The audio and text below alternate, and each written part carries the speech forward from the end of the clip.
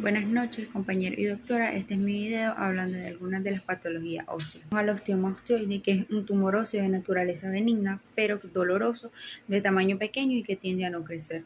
Este se desarrolla normalmente en las extremidades inferiores o también en la columna vertebral en un rango de edad de 10 a 25 años. Tiene predominio en el sexo masculino.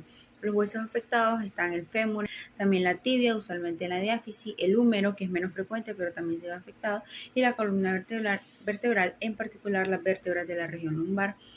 En su morfología macroscópica, generalmente miden menos de 2 centímetros de diámetro, presentan una estructura central llamada nido, que es una zona pequeña y redondeada de tejido tumoral. Este contiene trabéculas óseas inmaduras rodeadas por un tejido fibrovascular y puede tener una coloración rojiza o amarillenta debido a la abundante vascularización y el contenido osteoide. Se observa también una densa reacción esclerótica en el hueso circundante, lo que causa un engrosamiento del mismo. En su microscopía tenemos que el nido va a estar compuesto por trabéculas del hueso inmaduro y osteoide desorganizado, rodeado por osteoblastos activos con citoplasma prominente dispuesto en fila. También se encuentra en un estroma fibrovascular laxo con abundantes vasos sanguíneos que le van a proporcionar una alta vascularización.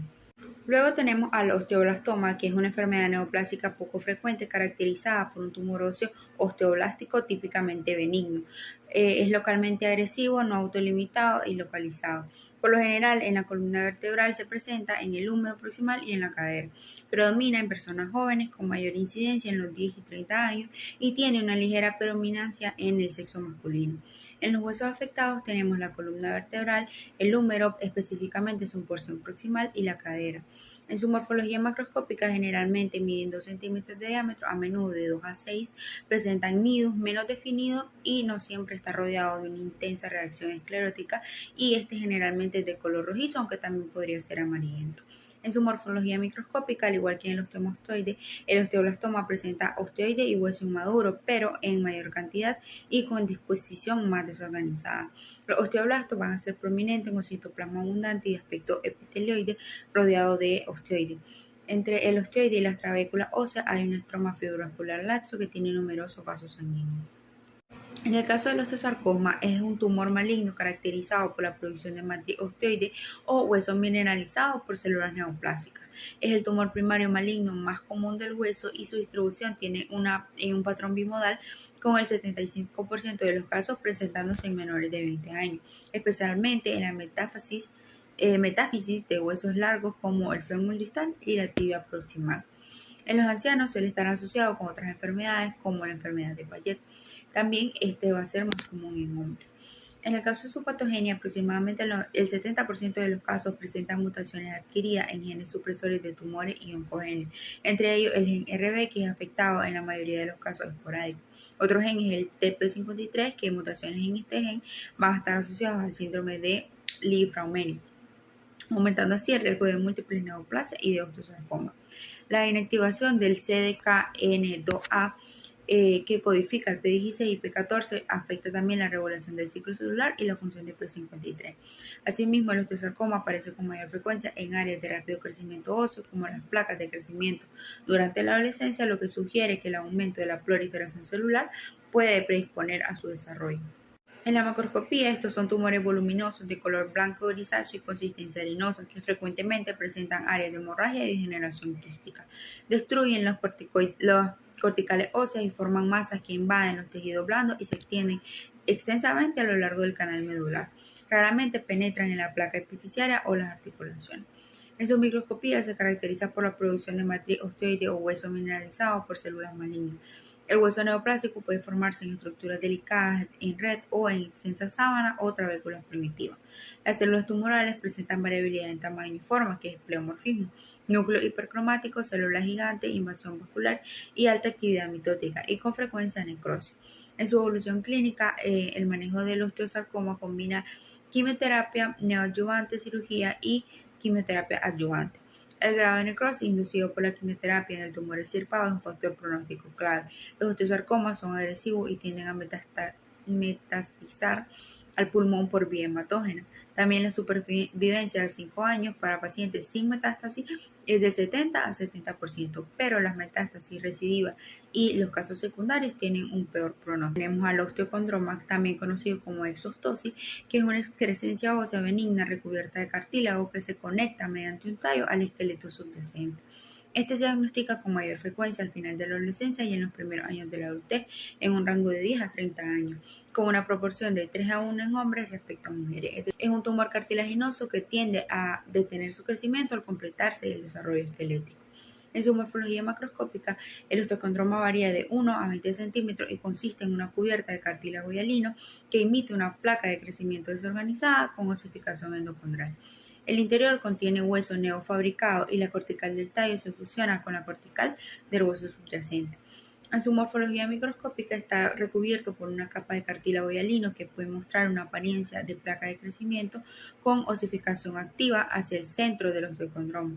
El hueso neofabricado se va a asemejar al hueso cortical y trabecular normal. En cuanto a su patogenia, debemos saber que se relaciona con la inactivación de las dos copias del gen EXT o XT en condrocitos, codificando glucosiltransferasas esenciales para la polimerización del heparansulfato, que es un componente crucial del cartílago. Esto indica que los osteocondromas son verdaderas neoplasias y no simples malformaciones. Hablando del condrosarcoma, este es un tumor maligno de tejido conjuntivo cuyas células elaboran y segregan matriz cartilaginosa neoplásica. Estas se clasifican en función de la localización, ya sea intramedular a yuxtacortical, y de la variante histológica. Representa la mitad de los casos de osteosarcomas. La mayoría de los pacientes tienen 40 años o más y la afectación de los hombres es 2 veces mayor que la de las mujeres. En su morfología macroscópica, el condrosarcoma convencional se desarrolla dentro de la cavidad medular del hueso, formando una masa expansiva brillante que a menudo erosiona la cortical adyacente. Puede presentar una matriz de cartílago maligno, hialino o mixoide. Los condrosarcomas mixoides son de consistencia viscosa y gelatinosa, con una matriz que resuma de la superficie del corte. El crecimiento tumoral suele provocar un engrosamiento o erosión de la cortical y empuja a los tejidos circundantes hacia los espacios medulares y a los tejidos blandos. En su microscopía, la clasificación tumoral depende de la celularidad, el grado de atipia citológica y la actividad mitótica. Los condrosarcomas de grado bajo pueden ser difíciles de distinguir de los mientras que las lesiones de grado alto pues muestran condrocitos pleomorfos con figuras mitóticas frecuentes. También variantes adicionales incluyen el condrosarcoma de células claras y el condrosarcoma mesenquimatoso. En sus características clínicas debemos saber que habitualmente se originan en la pelvis, hombro y costilla, al contrario de los econdromas, que raras veces afectan las partes distales de los miembros. Típicamente se manifiesta como masas dolorosas que aumentan progresivamente de tamaño. Los condrosarcomas convencionales son poco activos y de bajo grado, con una tasa de supervivencia de a los 5 años del 80 al 90%. Los de grado 1 raramente hacen metástasis, mientras que los de grado 3 hasta en el 70% de los casos lo hacen. También los tumores mayores de 10 centímetros son mucho más agresivos que los más pequeños. Hablando del sarcoma de Ewing, estos son tumores malignos primarios de células redondas pequeñas que afectan a hueso y tejidos blandos. Los sarcomas de Ewing son indiferenciados. Este sarcoma presenta del 6 a 10% de los tumores óseos malignos primarios. La mayoría de los pacientes tienen entre 10 y 15 años de edad y el 80% son menores de 20. Es algo más frecuente en varones que en mujeres, pero existe predilección en sujetos caucásicos. En su patogenia, la anomalía cromosómica habitual es de la translocación que causa la fusión del gen EWS en el cromosoma 22q12 con un miembro de la familia de factores de transcripción ETS.